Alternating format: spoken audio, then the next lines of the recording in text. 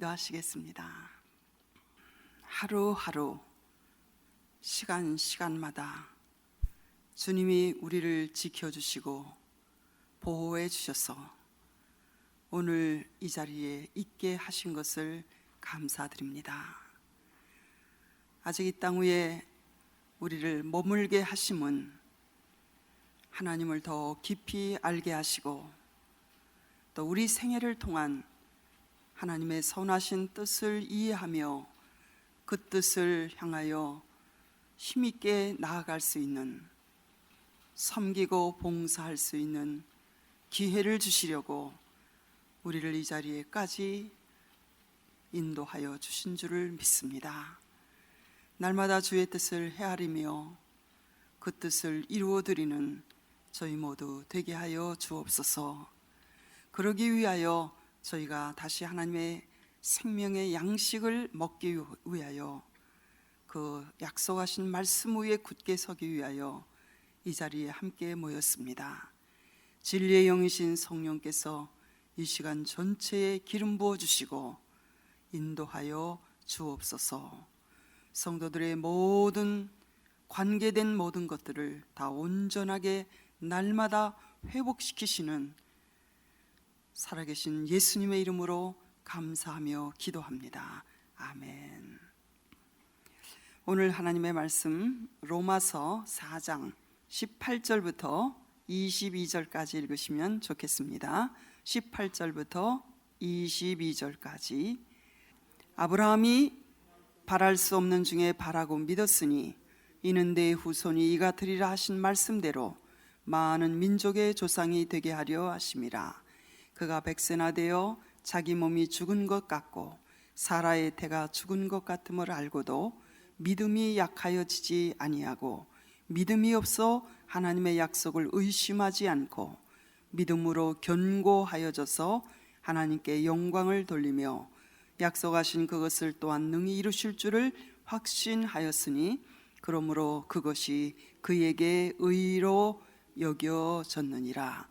우리 23절부터 25절까지 다 읽으시면 좋겠습니다. 그에게 의로 여겨졌다 기록된 것은 아브라함만 위한 것이 아니요 의로 여기심을 받을 우리도 위함이니 곧 예수 우리 주를 죽은 자 가운데서 살리신 이를 믿는 자니라. 예수는 우리가 범죄한 것 때문에 내줌이 되고 또한 우리를 의롭다 하시기 위하여 살아나셨느니라. 아멘. 우리는 지난 시간에 구원의 기초, 구원의 2대 기둥인 로마서 3장 21절부터 31절을 중심으로 해서 믿음의 기초, 믿음의 두 기둥에 대해서 저희가 전에도 말씀을 나눈 일이 있었지만 로마서의 핵심 진리인 구원론 중에서도 이것이 가장 중요한 내용이기 때문에 제가 다시 한번 반복해서 우리 로마서 3장 21절부터 31절까지에 기록된 구원의 기초에 대해서 지난 시간에 다시 반복해서 공부를 했습니다. 구원론의 2대 기둥은 첫 번째가 하나님의 의의 나타남, 이것은 바로 십자가의 은총을 가리킨다고 말씀을 드렸고, 두 번째 기둥은 그것을 받는 인간의 태도, 곧 인간의 믿음, 이것이 구원의 두 가지 중요한 기초이며 두 가지 기둥임을 말씀드렸습니다. 그래서 로마서 3장 21절부터 31절까지는 이 하나님의 의, 곧 십자가의 은총과 그것을 받아들이는 인간의 믿음에 대해서 9번씩 반복해서 이 두 가지가 기록되어 있는 것을 볼 수 있습니다. 우리가 지난 시간에 살펴본 십자가의 은총, 곧 하나님의 의의 나타남은 인간 편의 믿음을 통해서 수락될 때, 우리가 그것을 받아들일 때, 수락할 때 비로소 십자가의 은총은, 하나님의 의는 효험을 나타나게 되는 것입니다.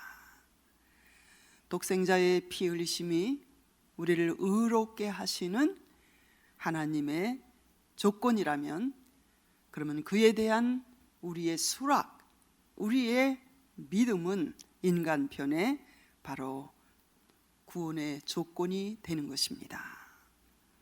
십자가를 통한 하나님과 우리와의 화목은 바로 우리의 믿음을 통해서 수락할 때에, 제가 이 수락이라는 단어를 자꾸 반복하는 것은 그렇게 해야만 그 의미가 제대로 전달될 것 같아서 그렇습니다.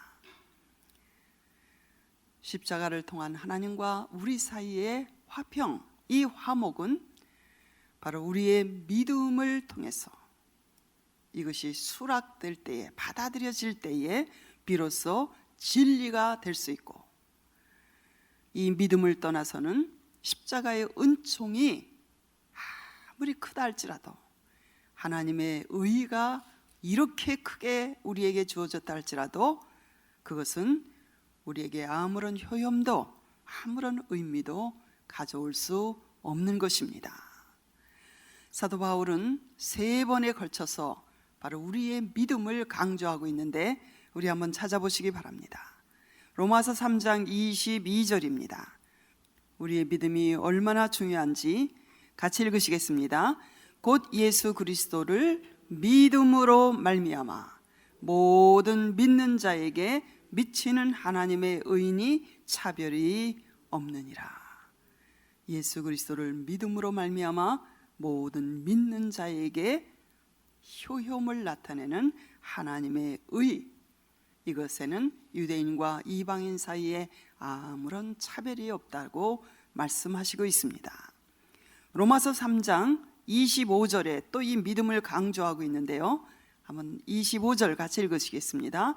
이 예수를 하나님이 그의 피로써 믿음으로 말미암는 화목제물로 세우셨으니 이는 하나님께서 길이 참으시는 중에 전에 지은 죄를 간과하심으로 자기의 의로우심을 나타내려 하심이니, 이 예수를 하나님이 그의 피로써 믿음으로 말미암는, 하나님이 십자가의 은총을 그의 피 흘리심을 통하여 다 하나님의 의를 나타내시고 이루셨다 할지라도 우리가 그것을 믿는 믿음으로 인간편에서 수락될 때에 하나님과 우리 사이에 화평이 비로소 이루어지게 된다는 것을 강조하신 말씀인 것입니다. 로마서 3장 26절도 찾아보시지요. 같이 읽으시겠습니다. 곧 이때에 자기의 의로우심을 나타내사 자기도 의로우시며 또한 예수 믿는 자를 의롭다 하려 하심이라. 십자가의 은총을 통하여 하나님은 죄의 값인 사망을 인간에게 묻지 아니하시고 아들에게 물으심으로 하나님의 의가 다 성취되고, 또 하나님의 자비로우심이 그 십자가의 은총을 통하여 나타났으며 그 예수 믿는 자를 의롭다고, 그 십자가의 은총을 우리가 수락할 때에 우리의 죄가 거기서 다 해결되었기 때문에 하나님께서 우리를 의롭다고 인정하시게 되었다는, 그러므로 인간의 믿음이 얼마나 중요한가 하는 것을 사도 바울은 3차례에 걸쳐서 여기에 강조하고 있는 것입니다. 실로 우리가 하나님 앞에 의롭다함을 얻는 길은 우리의 믿음을 통해서 하나님의 예수 그리스도를 통하여 행하시고 이루신 모든 그 하나님의 의를 우리가 수락할 때에, 믿을 때에 의롭다함을 얻게 되는 것이라고 성경은 반복해서 계속해서 말씀하시고 있습니다. 이 인간의 우리의 믿음에는 공로적인 측면이 전혀 없습니다. 구원은 하나님과 인간 사이의 일종의 협력 사업이 아닙니다. 하나님이 그렇게 하셨더라도 우리가 뭔가를 협력해야 우리의 구원이 이루어지는 것이 절대로 아니라는 뜻입니다. 여기는 인간의 공로편이 조금도 포함되지 않습니다. 그것은 하나님은 십자가의 은총을 제공하고 우리는 우리의 믿음을 제공함으로 우리의 구원이 이루어지는 것이 아니라는 뜻인 것입니다. 믿음이 할 수 있는 유일한 기능은 하나님께서 선물로, 은혜로, 은혜라는 이 단어의 뜻이 받을 자격이 전혀 없는 자에게 거저 선물로 주시는 것이 바로 하나님의 은혜라는 그 단어의 의미입니다. 우리의 믿음이 할 수 있는 유일한 기능은 은혜로 주신 것을 그냥 받아들이는 거예요. 우리의 공로적인 측면, 우리가 하나님의 구원의 역사를 협력하는 면이 아니라 그냥 오케이, 땡큐, 그리고 그냥 receive, 받아들이는 것이 바로 우리의 믿음인 것입니다. 그러니까 우리가 믿음으로 의롭다함을 얻었다는 것은 오직 그리스도로 말미암아 우리가 의롭게 되었다고 선포하는 것뿐입니다. 우리가 하나님의 구원의 역사에 아무것도 도움을 드리는 일은 없는, 우리가 도움을 드렸다면 그것은 선물이 될 수 없죠. 우리가 일한 만큼 싹쓸 받는 거니까. 근데 우리는 우리의 구원을 얻기 위해서 아무것도 우리가 한 일이 있는 것이 아니라 하나님께서 예수 그리스도를 통하여 이루신 일을 그냥 받아들이는 것, 수락하는 것, 그것이 우리의 믿음의 기능인 것입니다. 그러므로 믿음은 그분을 바라보는 눈이고, 그리고 그분이 값없이 우리에게 주시는 선물을 받아들이는 우리의 손을 의미하는 것입니다. 로마서 3장에서 사도 바울은 믿음으로 의롭게 되는 이 중요한 교리의 두 가지 근거로서 하나님의 의와 인간의 믿음을 구원의 기초로, 구원의 두 기둥으로 강조하셨습니다. 저도 이번에 로마서를 여러 번 강의를 했지만 다시 새롭게 이 진리에 대해서 처음 깨닫는 것 같이 이 말씀을 준비하면서 새롭게 제 마음에 이 진리가 아주 밝아지는 그러한 축복과 은총을 여러분 덕에 제가 새롭게 경험하고 있습니다. 전에는 그냥 말했는데 그 의미가 제 마음속에 바로 이런 뜻이었구나 하고, 그래서 하나님의 말씀은 자꾸 공부해야 되고 자꾸 묵상해야 되고 자꾸 배워야 되는 것 같습니다. 이제 로마서 4장, 오늘 저희들이 읽은 이 말씀을 통해서는 구체적으로 곧 믿음으로 의롭다함을 받는 하나님께서 이루신 그 하나님의 의, 그 십자가의 은총을 우리가 수락할 때에 의롭다 하심을 받는 이 이신득이 믿음으로 말미암아 의롭게 되는 교리의 실예로서 구약의 성도의 가장 위대한 본이 되는 믿음의 사람인 아브라함과 다윗의 경우를 예를 들어서 바로 믿음으로 의롭게 된다는 이 진리를 로마서 4장에서 실례로 우리에게 제시해 주시고 있는 것입니다. 그래서 로마서 4장의 내용은 이 이신득이 오직 믿음으로 말미암아 하나님의 십자가의 은총을 통하여 이루신 하나님의 의의 나타남을 믿음으로 말미암아 의롭다함을 받는다는 이 복음에 대한 구약적인 배경을 확증하고 있는 것이 로마서 4장의 내용인 것입니다. 그래서 사실은 제일 중요한 구원론의 기초, 이것이 로마서 3장 21절부터 31절까지 10절 속에 기독교의 가장 근본적인 진리가, 교리가, 쉽게 말하면 믿음의 기초, 믿음의 두 기둥, 첫째는 하나님의 의의 나타남, 십자가의 곧 은총을 가리키죠.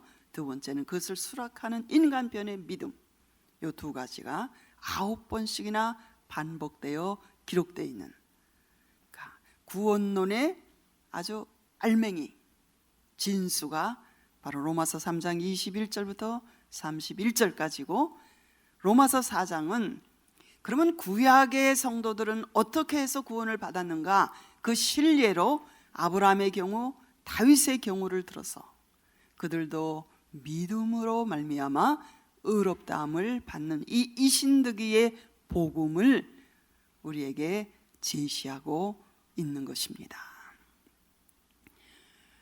그래서 구약과 신약이 아무 모순이 없이 동일하다는 것을 여기 사도 바울은 증거하시고 있습니다.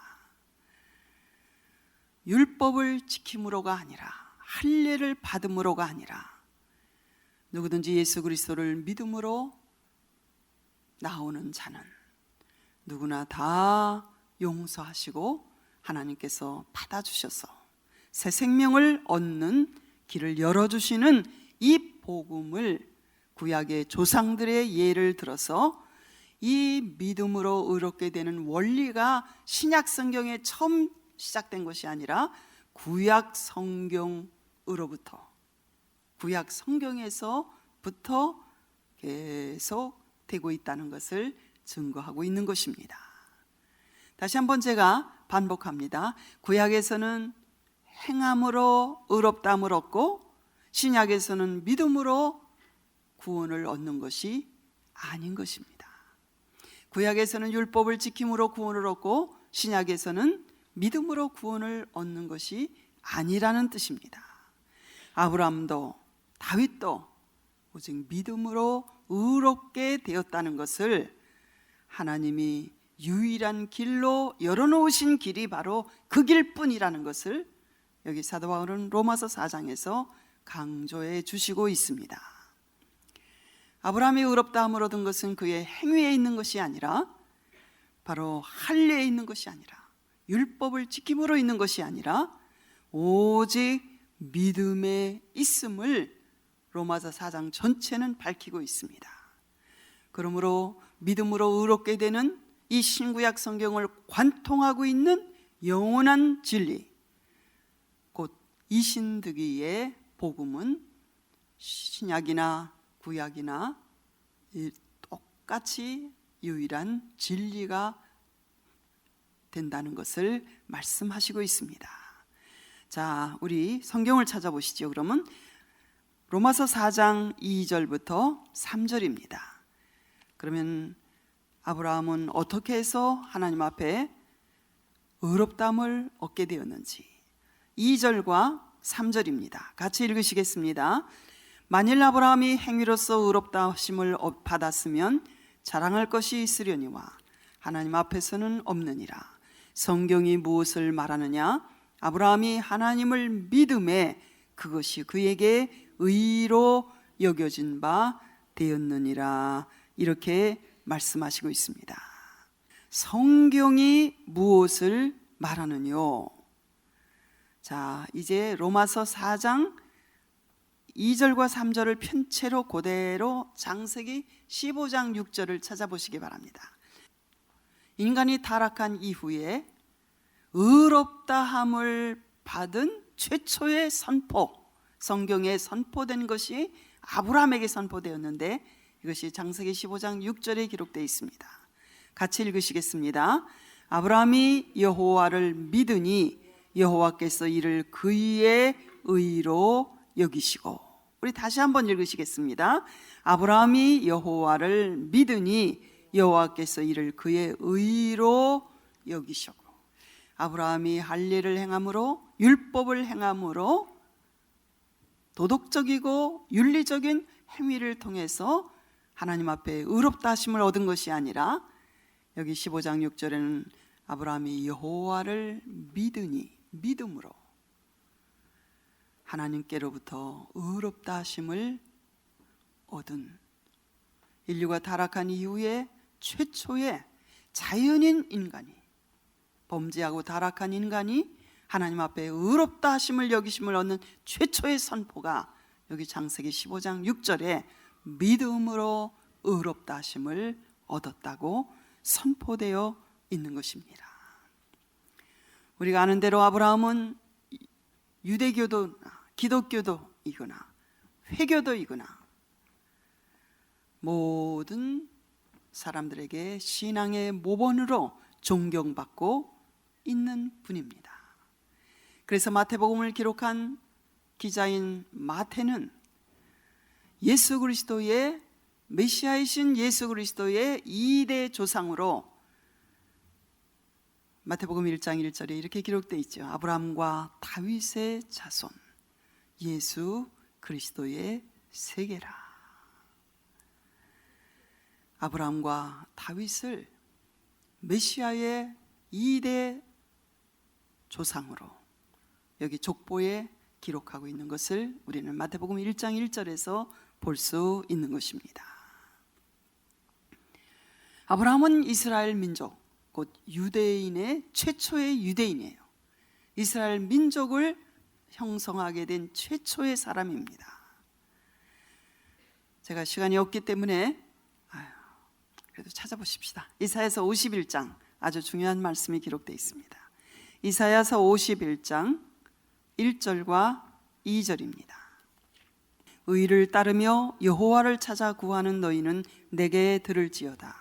너희를 떠낸 반석과 너희를 파낸 우묵한 구덩이를 생각하여 보라. 너희의 조상 아브라함과 너희를 낳은 사라를 생각하여 보라. 아브라함이 혼자 있을 때 내가 그를 부르고 그에게 복을 주어 장성하게 하였느니라. 아멘. 하나님께서는 너희를 떠낸 반석과 너희를 파낸 우묵한 구덩이, 곧 이스라엘 민족의 시조인 첫 번째 사람인 아브라함과 다윗, 사라를 가리켜서 바로 너희를 파낸 우묵한 구덩이요 너희를 떠낸 반석이라고 여기 기록해 주시고 있습니다. 유대민족의 조상이자 모든 신앙의 으뜸가는 본보기인 아브라함의 경우 그가 하나님 앞에서 어떻게 의롭다함을 받았는가, 그가 하나님 앞에 의롭다는 인정을 받은 길에 대해서 우리에게 신뢰를 들어서 이 믿음으로 의롭게 되는 이신득이 혹은 이신칭의의 진리를 우리에게 로마서 4장에서 설명해 주시고 있는 것입니다. 아브라함이 하나님 앞에 의롭다고 인정을 받았던 유일한 방법은 믿음으로였습니다. 아까 우리가 읽은 말씀 창세기 15장 6절, 아브라함이 하나님을 믿음에 이를 그의 의로 여기신지라.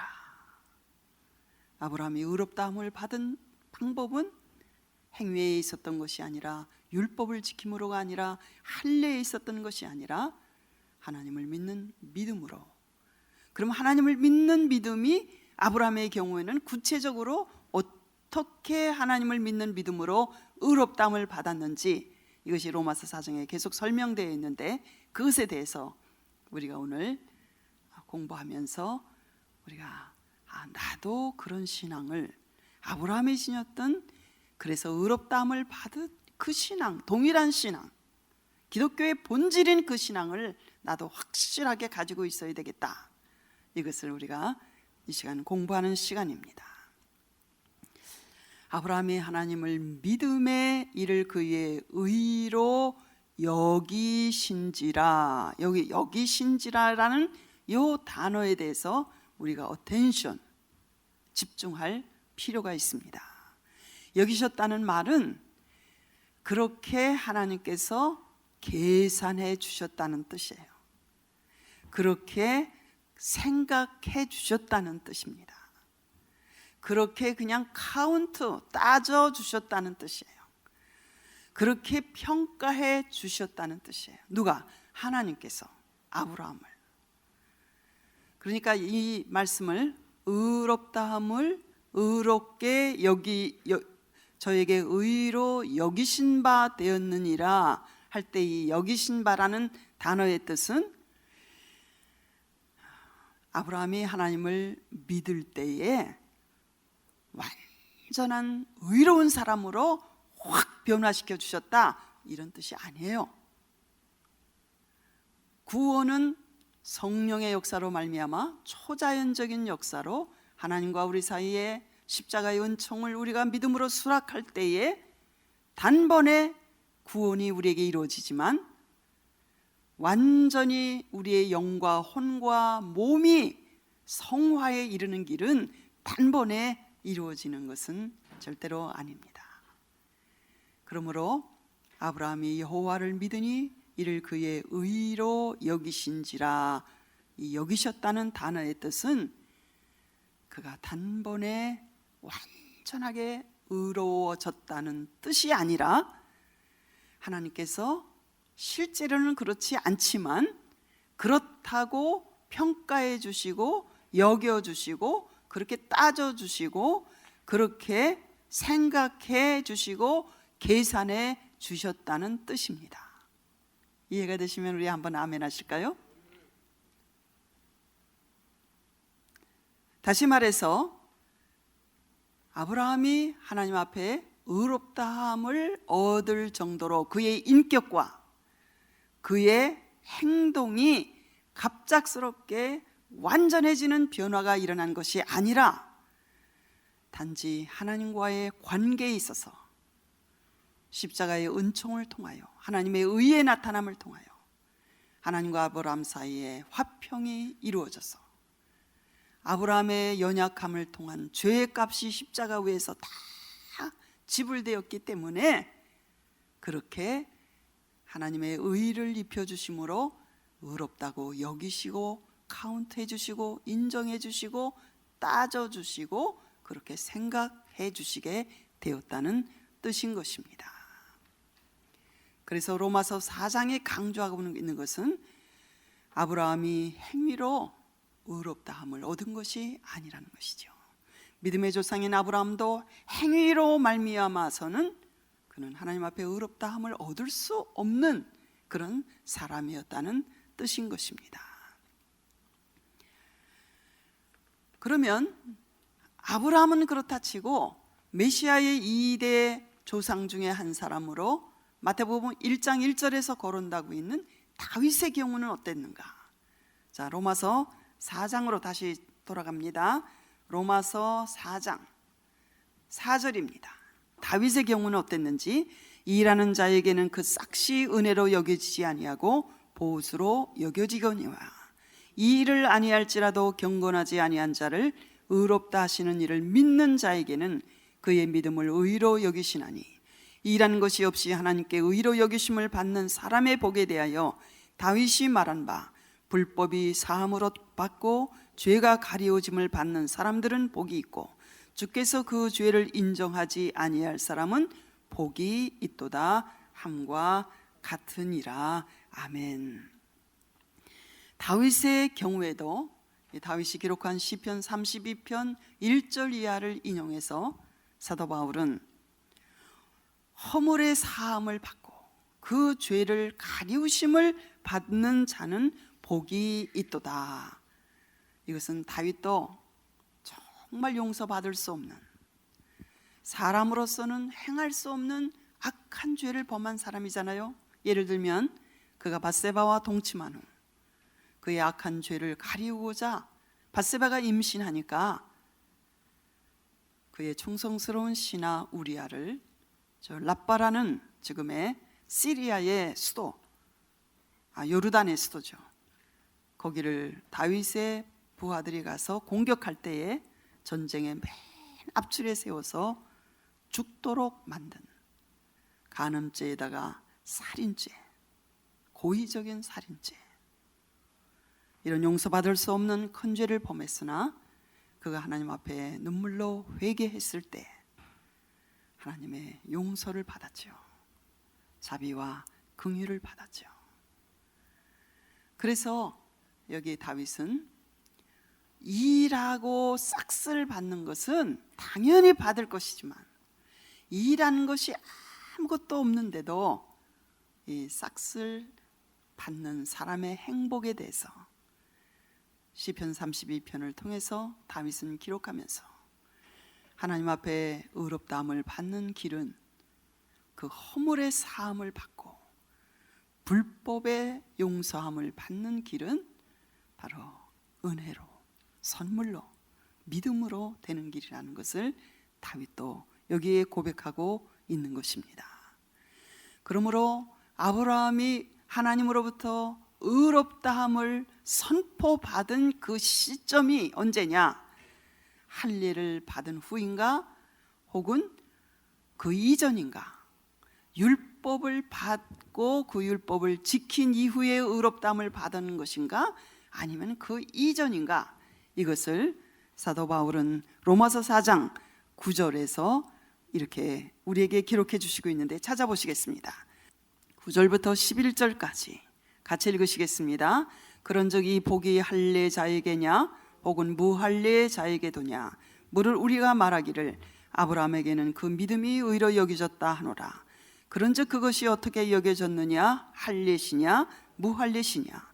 할례시가 아니요 무할례시니라. 11절 그가 할례의 표를 받은 것은 무할례시의 믿음으로 된 의를 인친 것이니 이는 무할례자로서 믿는 모든 자의 조상이 되어 그들도 의로 여기심을 얻게 하려 하심이라. 아멘.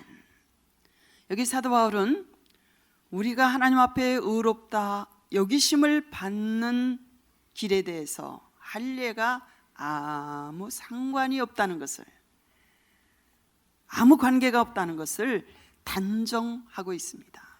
그 이유로서 아브라함이 하나님으로부터 의롭다 하심을 받고 선포된 시간이 바로 할례를 받기 훨씬 이전에 의롭다 하심을 받았기 때문인 것입니다. 이 로마서를 사도 바울이 기록할 당시에 할례를 받아야 되느냐 안 받아도 되느냐, 이 문제는 유대인 사회에서 굉장히 중요한 이슈였습니다. 그래서 초대교회에서는 이방인도 예수를 믿으면 할례를 받아야 된다고 주장했어요. 그래서 사도행전 15장에 보면 신약교회 역사 최초의 예루살렘 총회가 열립니다. 예루살렘 1차 총회가 사도행전 15장에 기록되어 있는데, 거기서 거론된 제일 중요한 이슈가 예수를 믿어도 할례를 받아야 한다는 그들의 주장, 이방인 가운데서도 예수를 믿으면 할례를 받아야 된다는 주장이 있을 때에 여기 사도 바울이 아니다, 아브라함도 할례를 받기 전에 여호와를 믿음으로 의롭다함을 받았는데 왜 우리 조상들의 그 무거운 짐을 이방인 성도들에게 또 이 짐을 지우게 하느냐. 그래서 나중에 초대교회의 기둥과 같은 베드로도 그것은 사도 바울의 말이 맞다, 믿음으로 의롭게 되는 것이지 할례를 받음으로 의롭게 되는 것이 아니다라는 결정을 내린 것이 사도행전 15장에 기록되어 있습니다. 그래서 사도 바울은 로마서를 통해서 다시 한번 하나님 앞에 의롭다함을 인정받는 데 있어서 할례가 아무 상관이 없다는, 할례가 뭔지 아시지요? 이스라엘의 남자아이가 태어나면 이제 고추를 이제 외과 수술을 해서 이렇게 베죠. 요새는 건강에 유익하다고 해서 우리 모든 사람들이 아기 때 이런 할례 의식을 이제 그 고추를 이렇게 날카로운 칼로 이렇게 살점을 떼어내는 것이죠. 그래야 균이 이제 그쪽으로 침입을 하지 않는다. 이래서 꼬마들이 갓난아기 때 그런 수술을 받습니다. 그래서 아브라함이 의롭다함을 받은 창세기 15장 6절과 아브라함이 할례를 받은 사건이 창세기 17장에 기록되어 있는데 이 15장과 17장 사이에는 약 14년이라는 시간의 간격이 있습니다. 그러니까 할례를 행하라고 하나님으로부터 명령을 듣기 14년 전에 아브라함은 하나님을 믿음으로 의롭다 하심을 받은 것입니다. 그러므로 사람이 하나님 앞에 의로 여기심을 받는 길에는 할례가 아무 조건이 상관이 될 수 없다는 것을 여기 사도 바울은 말씀하고 있는 것입니다. 이해가 되시죠? 그러면 도대체 왜 믿음으로 의롭다함을 받은 아브라함에게, 그의 가족에게 할례를 행하라고 왜 창세기 17장에서 하나님께서 말씀하셨을까요? 그것은 믿음으로 의롭다 하심을 받은 사실에 대한 상징이에요. 언약의 백성의 표징으로 주신 것입니다. 우리도 예수님을 믿음으로 구원을 받고 의롭다 하심을 받은 이후에 그 다음에 우리가 뭘 받죠? 세례를 받죠. 세례를 받아야 구원을 받는 것이 아니라 믿고 세례를 받는 자는 구원을 받는 것이죠. 그렇죠? 믿음에 대한, 그러니까 이것을 더 쉽게 말하면 예수 믿고 세례 안 받아도 구원에는 아무 상관이 없지 않을까요? 예, 물론 상관은 없습니다. 그러나 세례는 받으셔야 돼요. 왜냐하면 주님께서 친히 세례를 받으라고 명령하셨고 그 본으로 예수님도 요단강에서 친히 세례를 받으셨습니다. 그래서 세례는 마치 이렇게 한 남자와 한 여자가 만나서 일생을 약속하고 결혼을 약속하고 그 다음에 결혼식을 올리는 것과 마찬가지예요. 결혼식을 안 올리고 그냥 동거 생활만 해도 그 사람은 그냥 시청에 가서 사인하면 부부예요. 법적으로 부부지만 결혼식을 안 하고 동거 생활을 하면 조금 찝찝하죠. 다른 사람이 이 사람들이 부부인지 어떻게 알겠어요? 그러니까 여러 증인 앞에서 우리는 부부입니다 하고 결혼식을 하는 것과 같은 것이 할례이고, 이것이 신약에 와서는 세례로 나타나게 된 것입니다. 이해가 되시죠? 그러므로 할례를 받음으로 의롭다함을 얻는 것이 아니라 믿음으로 의롭다함을 받은 표시로, 언약의 백성, 약속의 백성이 되었다는 표시로 할례를 행하라고 하나님께서 말씀하신 것입니다. 아브라함이 할례가 없는 상태에서 하나님으로부터 의롭다 하심을 받은 사건은 할례가 없는 이방인들도 얼마든지 믿음으로 말미암아 의롭다 하심을 받을 수 있다는 것을 증명해 주는 신뢰라고 여기 사도 바울은 아주 힘있게 우리에게 증거해 주시고 있는 것입니다. 이해가 되시죠? 아멘입니다. 또한 아브라함은 믿음으로 의롭다함을 받은 것이 신의 산으로부터 율법을 받고 그 율법을 행함으로인가, 아니면 그 전이 일어난 사건인가, 이것을 사도 바울은 또 말씀하고 있는데, 아브라함은 절대로 율법을 행함으로 의롭다함을 받은 사람이 아니었습니다. 율법은 하나님께서 아브라함을 의롭다고 인정하시고 평가하시고 그렇게 선포하신 이후에 약 600년 후에 출애굽할 때 시내산에서 모세를 통해서 주신 것입니다. 그러니까 아브라함이 의롭다함을 받은 사건은 율법이 이스라엘 백성에게 수여되기 약 600년 전에 아브라함은 믿음으로 의롭다 하심을 받은 것입니다. 율법의 언어는 항상 이것은 해라, 이것은 하지 말라예요. 이것을 행하라, 이것을 하지 말아라. 이게 율법의 내용입니다. 그러나 하나님의 약속의 언어는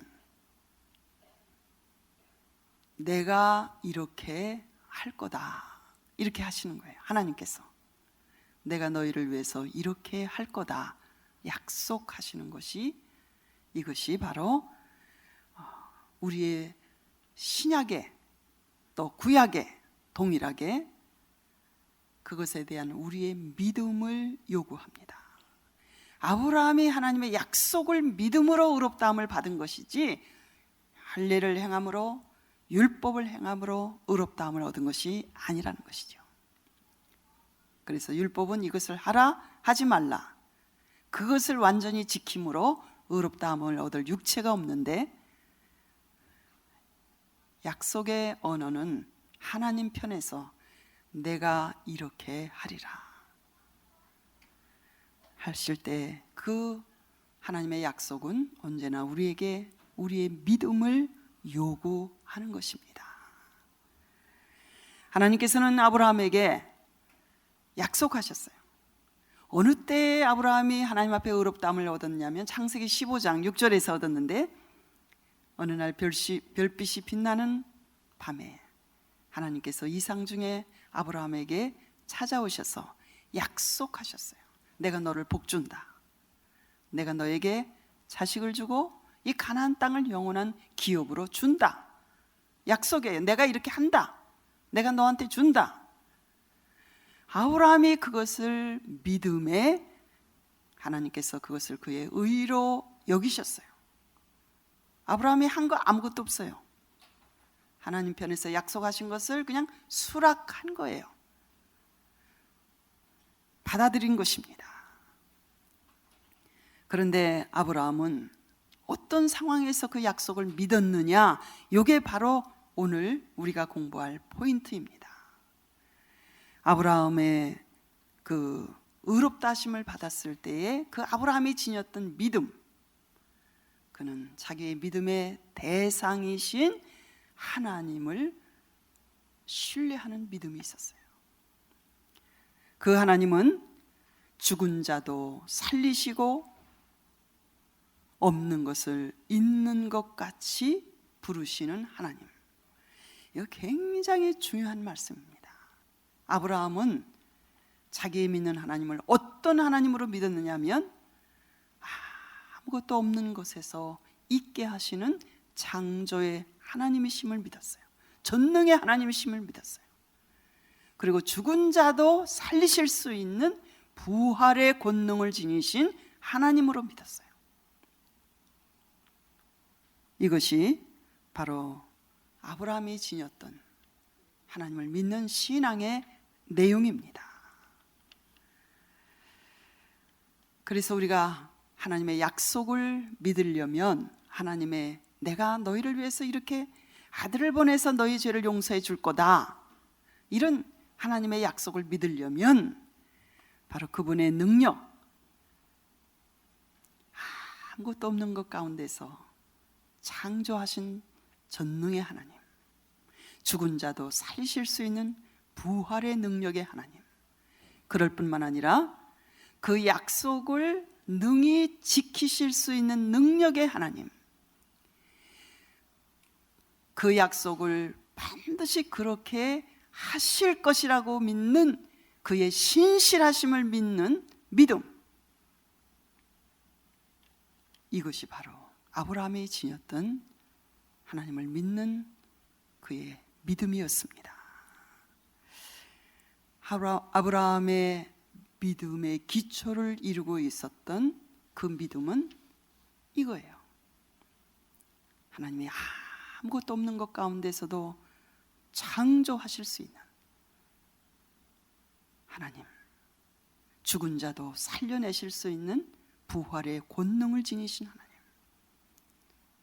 그 약속하신 말씀을 능히 이루실 수 있는 능력의 하나님, 그 약속을 신실하게 지키시는 신실하신 하나님, 이것이 아브라함이 가졌던, 이것이 그렇게 하나님을 기쁘시게 했던 아브라함의 신앙의 기초입니다. 그래서 히브리서 11장 6절에는 믿음이 없이는 하나님을 기쁘시게 하지 못하나니, 그 믿음은 어떤 믿음이에요? 하나님이 살아계신 것을 믿는 믿음. 그래서 하나님이 그 믿음을 그렇게 기뻐하셔서 그 믿는 자에게 상 주시는 하나님이시라고 우리에게 말씀하시고 있습니다. 그러니까 우리 신앙생활에서 가장 중요한 것이 이 하나님의 약속을 믿는 믿음이에요. 내가 너희를 이렇게 해주리라. 내가 너희를 위해서 이런 일을 행하리라. 수많은 그 약속이 있잖아요. 아브라함의 경우에는 아브라함에게 찾아오셔서 내가 너를 복주고 너에게 자식 주고 이 가나안 땅 주고 영원한 믿음의 조상으로 너를 통하여 많은 땅의 모든 족속이 이 복음을 믿음으로 다 구원에 이르게 하는 복을 얻게 될 것이다. 아브라함의 경우에는 정말 터무니없는 하나님의 약속이에요. 그래서 로마서 4장에는 바랄 수 없는, 정말 인간의 시선으로 보면 도저히 실현될 수 없는 그 상황 가운데서 아브라함의 위대한 믿음은 하나님께서 약속하신 것을 능히 이루실 줄을 확신하였으니, 그가 바보라 믿은 것이 아니라고 성경은 말씀하고 있습니다. 로마서 4장 19절에는 아브라함은 그가 100세나 되었고 자기 몸에 죽은 것 같음에 대해서 잘 알고 있었어요. 자기 아내 사라의 태가 이미 말라버려서 죽은 것 같은 것도 잘 알고 있었어요. 아브라함은 이 문제들을 절대로 과소평가하지 않았습니다. 그리고 보고도 못 본 채 한 사람이 아니었습니다. 믿음이란 우리의 현실의 문제들을 무시하는 거 아니에요. 정면으로 그것을 바라보지 않는 것이 아닙니다. 회피하는 것이 믿음이 아닙니다. 그러나 믿음은 언제나 하나님의 약속에 비추어서 그 문제들을 바라보는 것이 참 믿음인 줄 믿습니다. 하나님의 약속은 뭐라고 우리에게 말씀하셔요? 하나님께 능치 못한 일이 있겠느냐? 하나님의 손이 짧아졌느냐? 내가 하리라. 하나님을 신뢰하는 믿음. 저는 우리 목사님하고 45년을 살았는데 제가 처음부터 우리 목사님을 만나면서 이분은 하나님으로부터 이 믿음의 은사는 확실하게 가지고 있는 분이로구나. 그 믿음은 지금까지도 45년 제가 만난 때로부터 지금까지도 한 번도 흔들리거나 약해지지 않는 믿음이에요. 그래서 하나님이 정말 우리가 아무 보잘것없고 부족하지만 그 믿음을 통해서 하나님이 이런 포홀틴의 사역을 행하시고 있는 것 같아요. 그러니까 기적이 많이 일어나요. 하나님께서 그 믿음을 통해서 기적을 행하시는 거예요.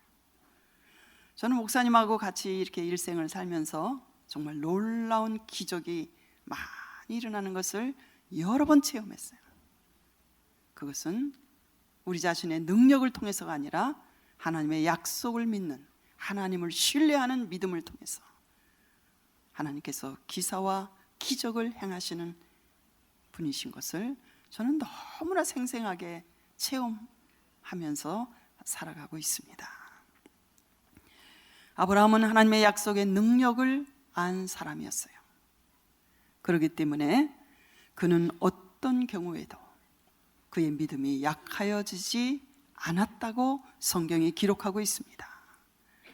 아브라함이 100세나 되어 자기 몸에 죽은 것 같음과 사라의 태에 죽은 것 같음을 아는 이 이중적인 죽음, 이미 자기는 아기를 낳을 수 없는, 이미 남자로서는 죽은 자와 같은, 자기 아내 사라 역시 태가 말라서 아기를 생산할 수 없는 이미 죽은 여인과 같은, 아기를 생산하는데 아기를 낳는 면에서는 두 가지 다 이중적인 죽음의 문제를 안고 있는 그것을 잘 알고 있으면서도 그는 하나님의 약속의 능력을 알았기 때문에 새로운 생명인 이삭을 약속으로 출생시키는 그러한 하나님의 능력을 경험하게 된 것입니다.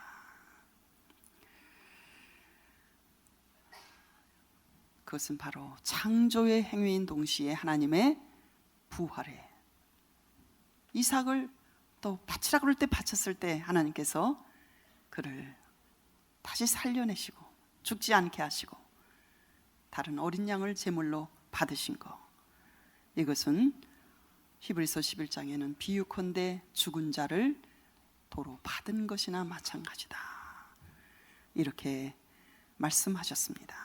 아브라함은 나이가 늙었고 사라 자신도 단산하였으나 잉태하는 힘을 얻었으니 이는 약속하신 일을 미쁘신 줄 알미라. 하나님의 능력과 더불어 하나님의 신실하심을 믿는 믿음, 이것이 바로 아브라함의 믿음이었습니다. 이것이 바로 하나님께서 그렇게 기뻐하시고 이것을 그의 의로 여기셨습니다. 그러면 아브라함의 믿음으로 말미암아 의롭다 하심을 얻은 사건은 우리와 무슨 상관이 있을까요? 우리와 무슨 관계가 있을까요?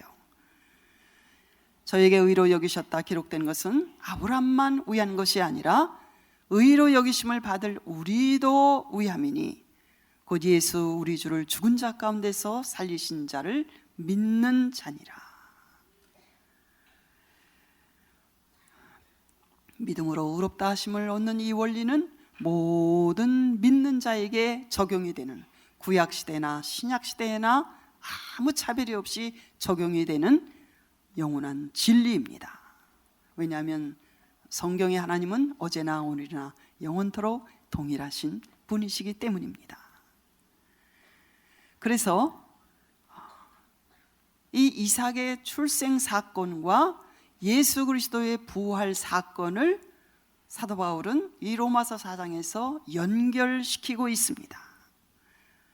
이삭의 출생 사건과 예수 그리스도의 부활 사건은 어떤 공통점이 있는가 하면 이 두 가지 사건은 다 바랄 수 없는 중에 이루어진 사건이었습니다. 왜냐하면 하나님은 없는 것을 있게 하시는 창조의 하나님이실 뿐만 아니라 죽은 자도 살리실 수 있는 부활의 능력의 하나님이시기 때문입니다.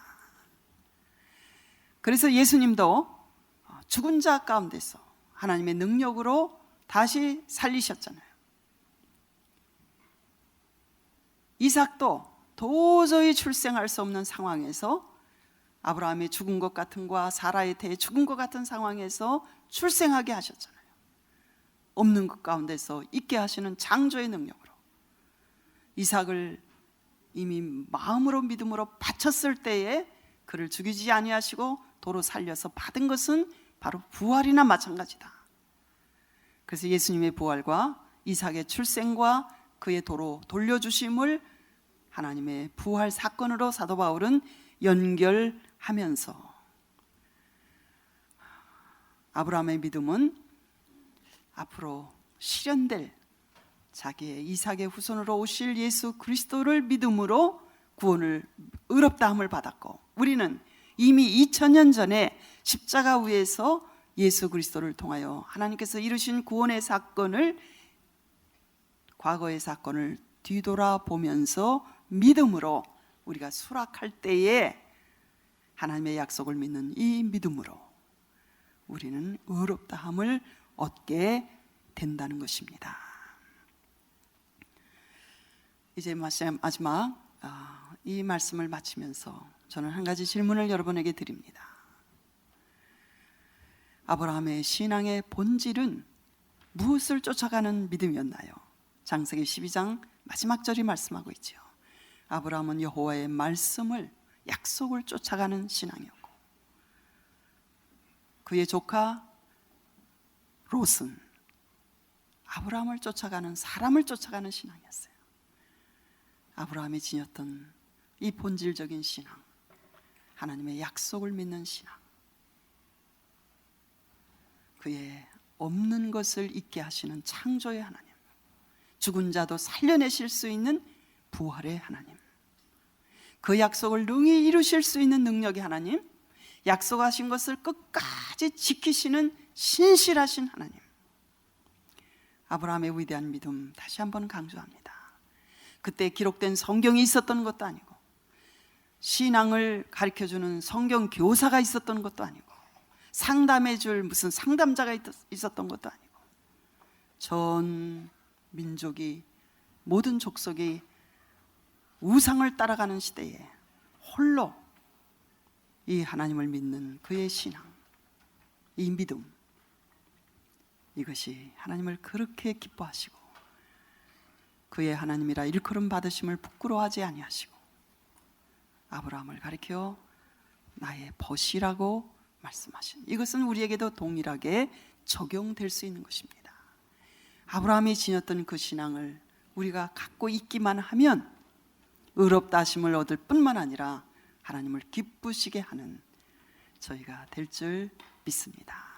그럴 뿐만 아니라 아브라함은 자기를 항상 나그네라, 행인이라 이렇게 생각하며 오늘의 충실한 삶을 살면서도 하나님께서 우리를 위하여 예비하신 영원한 성을 바라보고 땅에서는 천막 생활을 했던, 소망을 하늘에 두고 살았던 우리가 본받아야 될 아름다운 우리의 믿음의 조상인 아브라함도 믿음으로 의롭다함을 받았다.